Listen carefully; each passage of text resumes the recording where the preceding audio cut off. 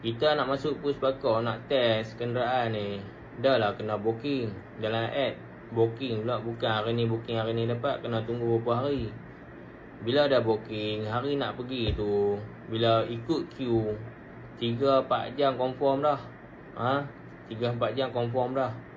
Bila test kenderaan kita tak lulus sahabat. Sedangkan kita buat benda nak pergi test tu, kita dah check semua cantik dah. Okey, bila kita tengok result kata cermin depan tak lulus. Sebab ketulusan cahaya masuk cermin depan 44. Dia lulus 70 ke atas. Jadi aku tak puas hati, aku pergi tanya kaunter. Kata, cik, kenapa cermin saya tak lepas? Sedangkan cermin tu kosong. Tinted dah buka, tak ada tinted dah. Dia kata, cik, pergi tanya bilik sebelah, dia kata. Aku pun pergi ketuk bilik sebelah. Tak tahu dah lepa punya bos ke macam mana ke, pakai baju korporat kan. Aku kata, Assalamualaikum cik. Waalaikumsalam.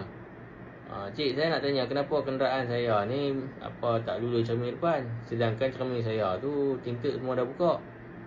Tu dia tengok result, cermin gelap ni lah. Aku kata, gelap macam mana, tinted dah buka. Dia kata ada selapis lagi kot. Aku kata, lah, cermin tu kosong dah. Aku kata ada buka dah semua. Dia kata ada gam kot. Aku pun bila dia sebut gam tu, aku pun macam percaya ke gam ke. Aku pun malam cakap cakap lama-lama lagi kita panas. Kita dah tunggu lama, tengah panas kereta kan.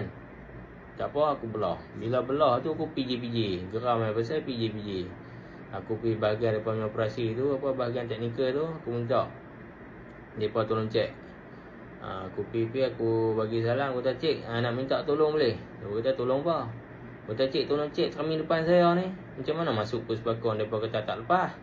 Sedangkan cermin depan tu kosong, tak ada tinted.